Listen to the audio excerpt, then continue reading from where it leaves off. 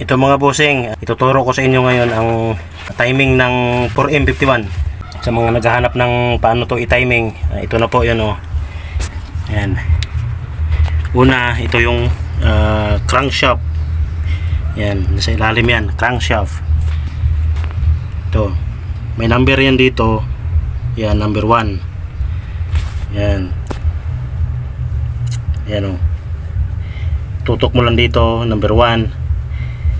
Tapos number 2 dito naman, ayan, you know, number 2 dito, dalawang number. Tapos dito sa kabila, isang number 2. Ayan, igitna mo lang. Ayan, dito naman sa kabila sa ejection pump, number 3. Yun, pagtatapat nyo lang oh. Ayan. Tapos sa number 4, idler ng cylinder head. Yan. Ito number 4. Yan, meron din siya ditong number 4 oh. Yan. Walang kaligaw-ligaw kasi may mga timing mark. Yan oh, number 4 yan oh.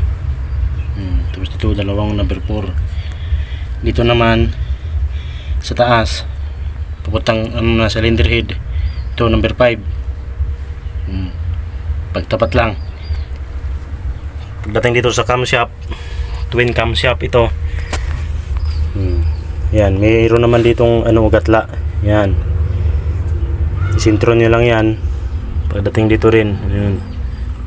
Sintro din. Dito intake oh. Camshaft intake ito. Yan. May dalawang tuldok na nagpagitan sa guhit. Yun yung camshaft na intake. Dito naman sa kabila exhaust. Wala siyang dalawang tuldok. Okay.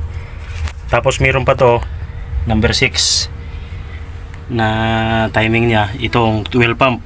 May number 6 ito. Itapat nyo lang din dito sa camshaft din na number. May number 6 din to oh. Tawid lang. Ayan. Oh, number 6. Kaso hindi ko na itinapat ito kasi wala lang idler to. Kinundim ko na yung balancer. May balancer kasi yan dito. Dito number 6. Ayan. Number 6 yan oh. Pagdating dito sa gear, may number 6 din na dalawa yan. Tugma lang. Pagdating dito, may number 7. Number 7 yan dito.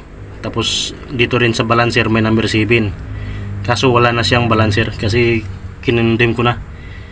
Ayan. Dito sa kabila oh, napapansin nyo walang mga balancer yan oh.